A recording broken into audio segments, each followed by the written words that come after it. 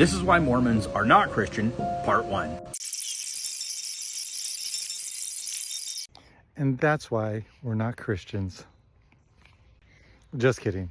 So he goes on to talk about God being man, planets that we're going to be gods over, and, you know, the same old that every evangelical loves to regurgitate over and over again. But I want to talk about something a little bit different that I've been thinking about over the last couple of weeks. So we all know evangelicals and are obsessed with Latter-day Saints or us Mormons. Absolutely obsessed. Matter of fact, they talk more about us than their own religion. Probably a reason why. We're just much more fascinating and interesting. But they're fascinated. And man, are they so interested in telling us what we're doing so wrong and telling us what we believe and all that really cool stuff. But here's the thing. Every time they talk about our beliefs, it makes a few people curious and like, that actually makes a whole lot more sense than what I believe. Remember, we have by far the best version of the Godhead, by far, because it's simple, easy, loving, understandable. It is the Church of Jesus Christ of Latter-day Saints, Godhead and the plan of salvation is by far the most logical religious structure out there.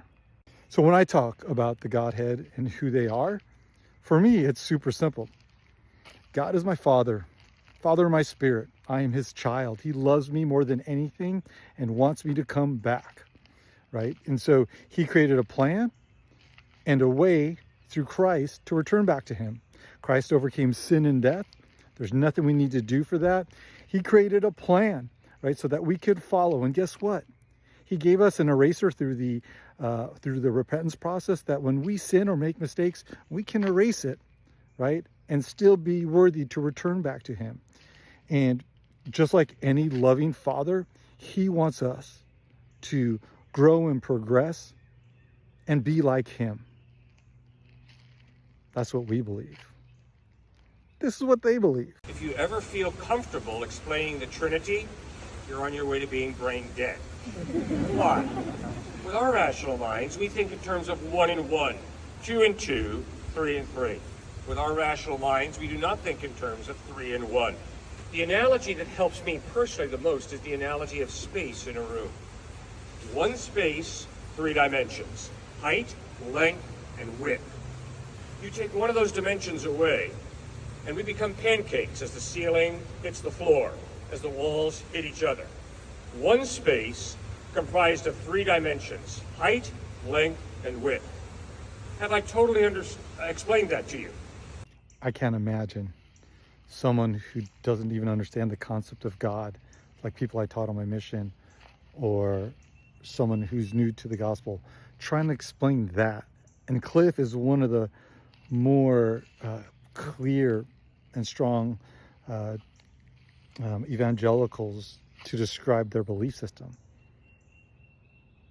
But if you look at the clarity and the simplicity as taught by the Church of Jesus Christ of Latter-day Saints versus a lot of these other denominations, come after us, please, because all you're doing is helping spread and helping people come to the knowledge that a lot of people like myself came to when we were part of these other denominations, that there is a church out there who has clear, logical ways to understand the gospel of Jesus Christ. Have a good one.